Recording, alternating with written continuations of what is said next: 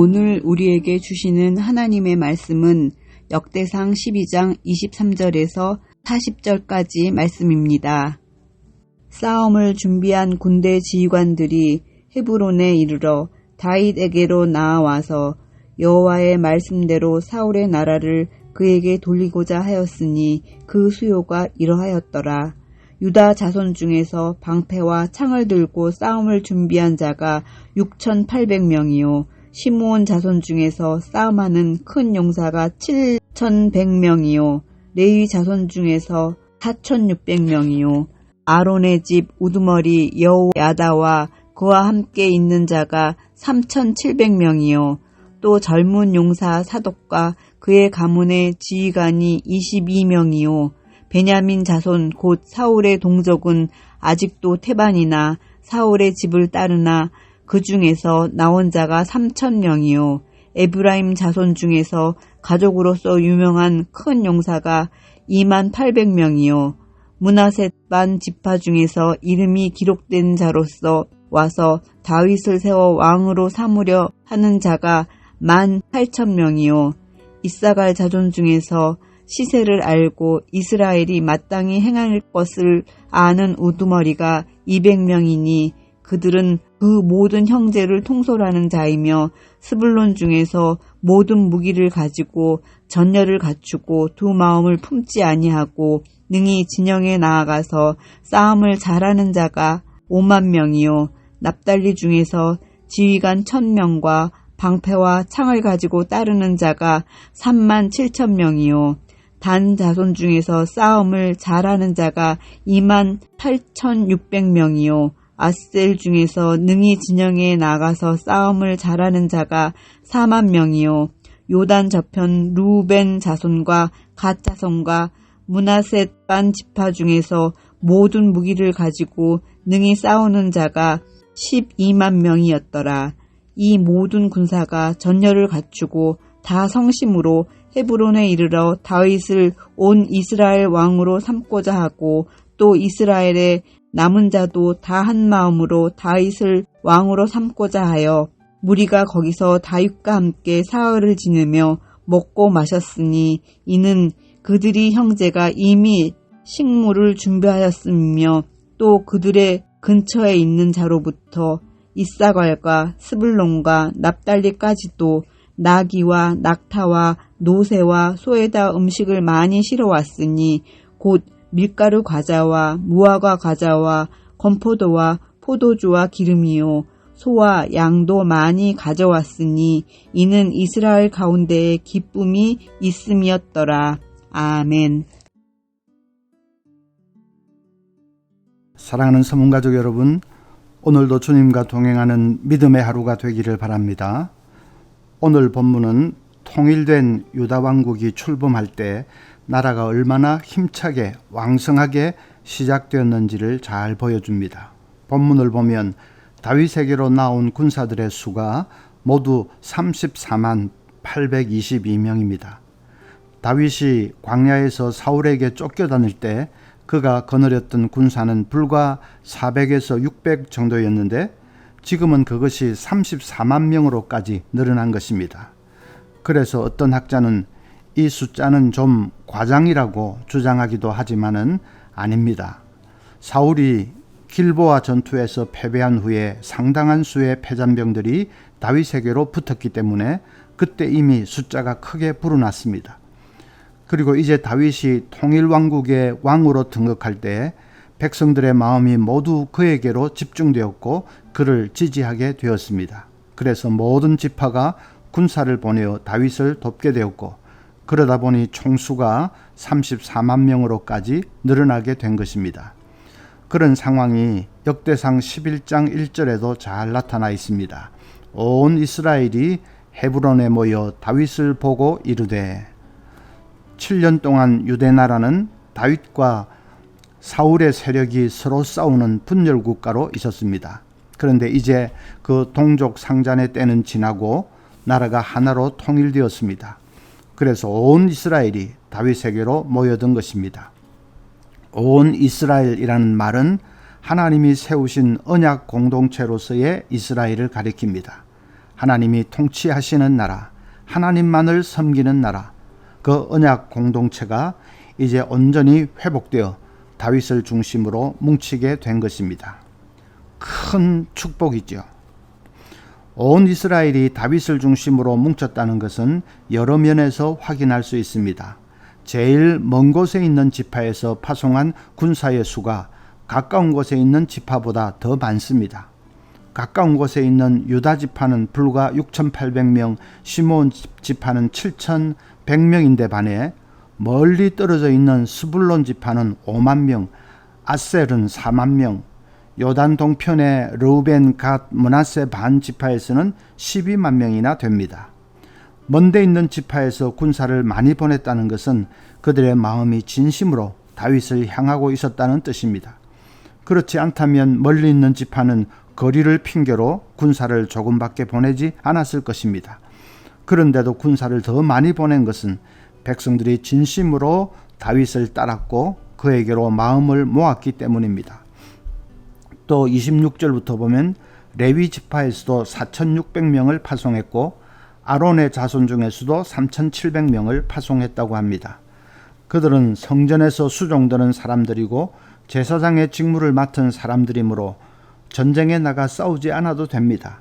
그런데도 군사를 파송했다는 것은 그들이 다윗 왕을 위해 기도하고 제사 드리는 일을 할 뿐 아니라 필요하면 다윗을 위해 싸우기도 하겠다는 열렬한 의지를 보여주는 것입니다. 또 29절에는 베냐민 지파에서도 3,000명을 파송했다고 합니다. 그것은 중요한 의미가 있습니다. 베냐민 지파는 사울이 속한 지파이지요. 그래서 베냐민 지파는 왕국이 분열되었을 때 다윗을 적으로 삼고 싸웠던 사람들입니다. 그런데 이제 나라가 통일되고 나서는 그들도 다윗을 따르게 된 것입니다. 물론 베냐민 지파 전체가 다윗에게 나온 것은 아니고 그 일부이기는 합니다. 그래도 베냐민 지파에서 3,000명이나 다윗에게로 왔다는 것은 명실상부하게 온 이스라엘이 다윗을 중심으로 뭉치게 되었다는 확실한 증거인 셈입니다. 이사갈 지파에서는 200명이나 왔는데 그들은 숫자는 적어도 일당 100의 사람들입니다. 백성들을 다스리는 지도자급 사람들만 200명이 나왔습니다. 또 그들은 시세에 능한 자라고 했습니다. 천기를 구별할 줄 알고 일기에 능한 자라는 말입니다. 그들은 밭 갈고 씨 뿌리고 추수하는 일 등의 적합한 시기와 방법에 능통한 사람들입니다. 그래서 장차 다윗 왕국의 농업과 경제를 일으키는데 큰 역할을 할 사람들입니다. 그러니까 보십시오. 모든 지파에서 군사를 보내왔지요. 심지어는 한때 적이었던 베냐민 지파까지 군사를 보냈지요. 제사장 지파인 레위 지파도 무기를 들었지요. 또 농업과 경제를 책임질 수 있는 유능한 인재들이 앞다투어 모여왔지요. 그러니 다윗 왕국의 앞날이 얼마나 밝고 창창합니까? 그 희망찬 상황을 38절은 이렇게 말합니다. 이 모든 군사가 전열을 갖추고 다 성심으로 헤브론에 이르러 다윗을 온 이스라엘 왕으로 삼고자 하고 또 이스라엘의 남은 자도 다 한 마음으로 다윗을 왕으로 삼고자 하여. 이 기쁜 날에 잔치가 없을 수 없지요. 통일 왕국의 출범을 축하하는 성대한 축제가 벌어졌습니다. 39절에 보면 그 모든 무리가 다윗과 함께 사흘을 지내며 먹고 마시고 큰 잔치를 베풀었다고 합니다. 근처에 사는 사람들이 음식을 준비한 것은 물론이고 멀리 있는 이사갈, 스불론, 납달리 사람들까지 낙타와 노새에 풍성한 음식을 준비해 와서 왕국 통일의 기쁨을 나누는 성대한 축제가 벌어진 것입니다. 다윗이 통일 왕국의 왕이 된 것은 우연이 아닙니다. 역대상 11장 3절에도 그들이 다윗에게 기름을 부어 이스라엘의 왕으로 삼으니 여호와께서 사무엘을 통하여 전하신 말씀대로 되었더라. 오래전에 사무엘 선지자가 다윗이 왕이 될 것이라는 하나님의 계시를 전했고 그에게 기름도 부었습니다. 그 예언이 그대로 성취된 것입니다. 다윗은 기름 부음을 받은 그날부터 전능하신 하나님께서 반드시 예언을 성취하실 것을 믿었습니다. 아무리 도망자의 삶이 힘들고 고달파도 그는 하나님이 이루어 주실 것을 믿었습니다. 아무리 상황이 암담해도 낙심하지 않고 하나님을 바라보며 말씀의 약속을 붙든 그 손을 놓지 않았습니다. 그래서 마침내 오늘과 같은 기쁘고 감사한 응답의 날을 맞게 된 것입니다. 오늘 본문을 통해서 우리가 받는 교훈은 한마디로 믿음이 이긴다라는 것입니다. 믿음이 이깁니다. 다윗의 믿음은 삶 가운데 여러 면에서 분명하게 드러났습니다. 그가 골리앗과 싸우러 나갈 때 뭐라고 했죠? 사무엘상 17장 45절에 다윗이 블레셋 사람에게 이르되 너는 칼과 창과 단창으로 내게 나아오거니와 나는 만군의 여호와의 이름 곧 내가 모욕하는 이스라엘 군대의 하나님의 이름으로 내게 나아가노라. 그는 하나님의 이름이 짓밟히는 것은 견딜 수가 없었습니다.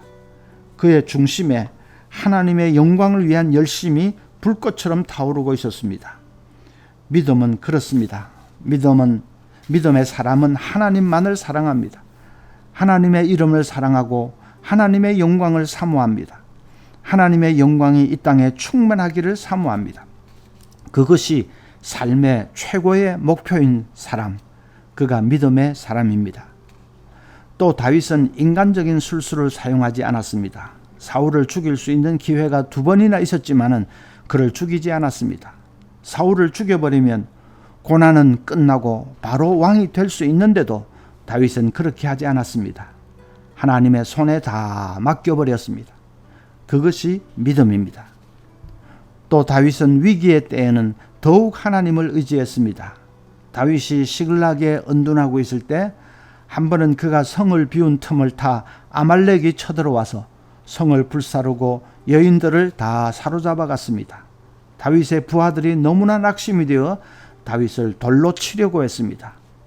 성은 불타고 아내는 사로잡혀가고 부하들은 돌로 치려고 하고 다윗은 그야말로 어찌할 바를 알지 못하는 절체절명의 위기를 맞았습니다. 그런데 사무엘상 30장 6절 보면 다윗이 크게 다급하였으나 그가 하나님 여호와를 힘입고 용기를 얻었더라. 하나님 여호와를 힘입고 했는데 아마 밤을 새워 기도했을 것입니다. 하나님만 바라보며 부르짖고 기도했을 것입니다. 그 절체절명의 위기의 때에 하나님께 모든 것을 걸고 그분만을 바라보며 부르짖고 기도했을 것입니다. 그래서 위기를 돌파했습니다. 그것이 믿음입니다. 여러분 오늘 말씀 보면서 믿음이 이긴다. 이 사실을 꼭 붙드시기 바랍니다.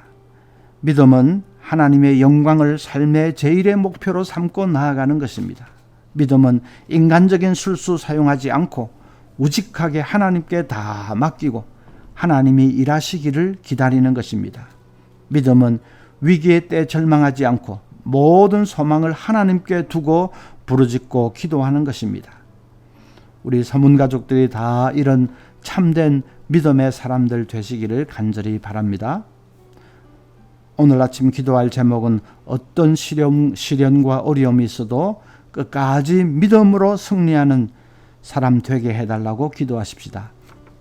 또 한 가지는 방글라데시 비전 트립 팀이 복음 증거의 사명을 잘 감당하고 안전하게 돌아올 수 있도록 기도하겠습니다.